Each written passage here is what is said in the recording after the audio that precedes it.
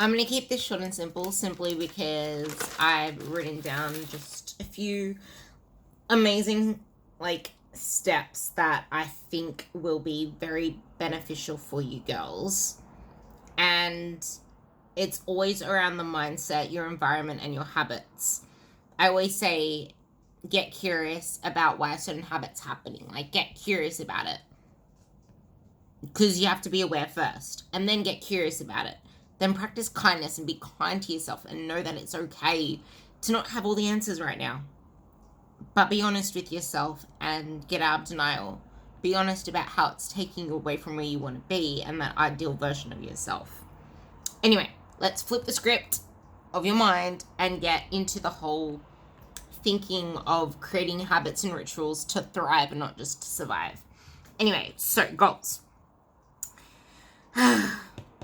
The thing is, you can never, ever put a timeline or a time frame to your goals. It's always going to take as long as it has to take. It's never going to be as fast as you want it to be. It's going to take however long because that's just not how life works. Shit happens. Things will pop up that you didn't expect. Something may happen that meant you had to shift focus and put your priorities elsewhere. All this other melodrama. And, you can't dictate the outcomes and you can't control the outcomes. You can only control the steps to get you there, the process, the actions. So, yeah, that's just the way it is. It doesn't mean that you are doing anything wrong. And it doesn't mean that the process isn't working. That's why you just need to have faith in what's there in front of you and just chop the wood, carry the water.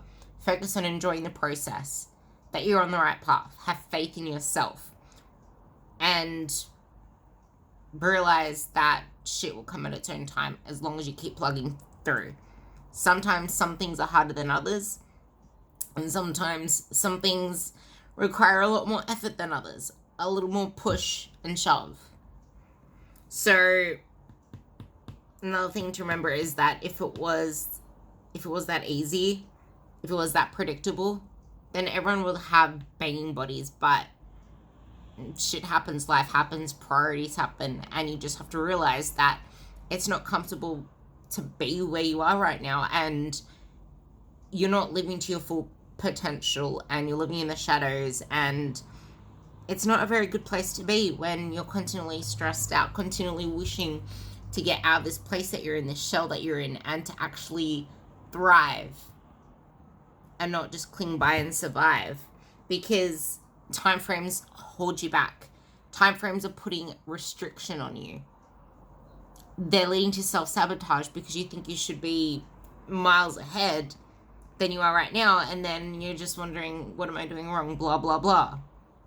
And then that starts to play on your mind and take away even more confidence. And that's why never put time frames on anything. Never think that you should be miles ahead in a certain time frame or so much further than you are right now, because shit happens in its own time. And as long as you keep plugging away, as long as you keep your mindset right and realize that it's not how life works, it's not realistic, you need to be okay with taking those small steps consistently and realizing that it's never about starting again or going back to square one, because in the meantime, you've lived, you've grown.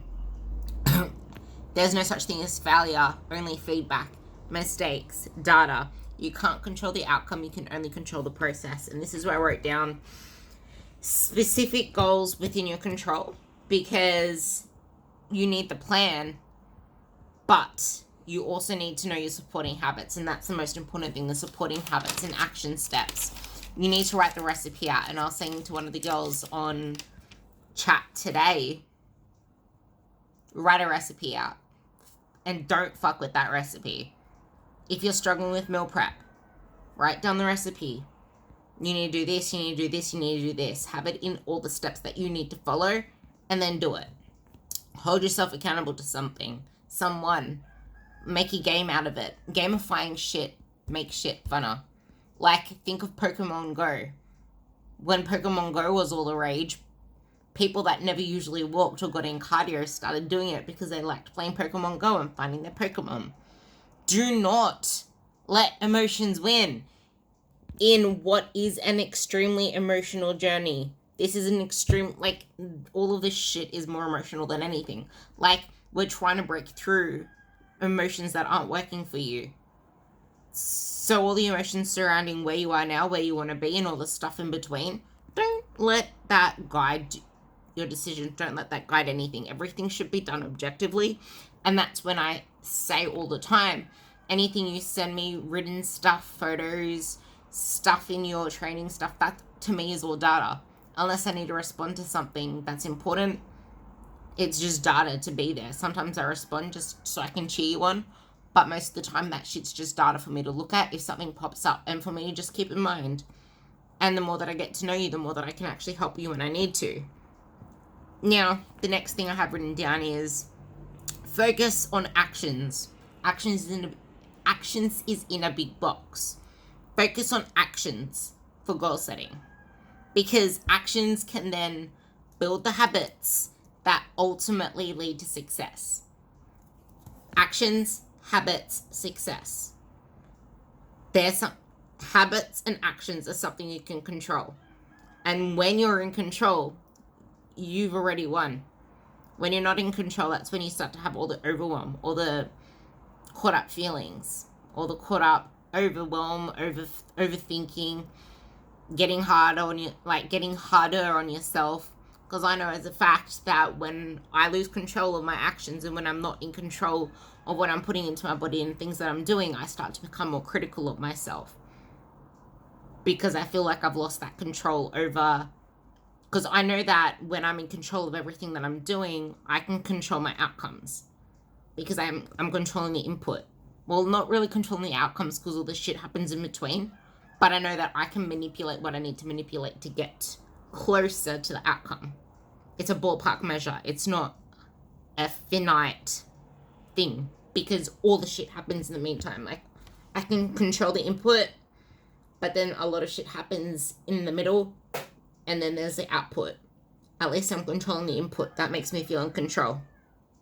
So pick the biggest needle movers. The 2 biggest needle movers and focus on them. Start there. Small, consistent steps. Consistently.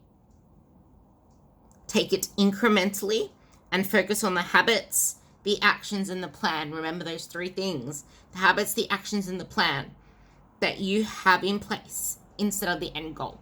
Don't focus on the end goal. The habits and the actions which will lead to the success, because you're upholding your plan.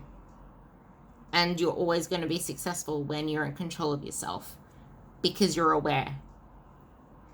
And you're not holding yourself to the weather of the environment, if that makes sense. You're the one that's in control. And it's a much greater chance for long-term success when you are in control of your actions, because you can manipulate which way you go.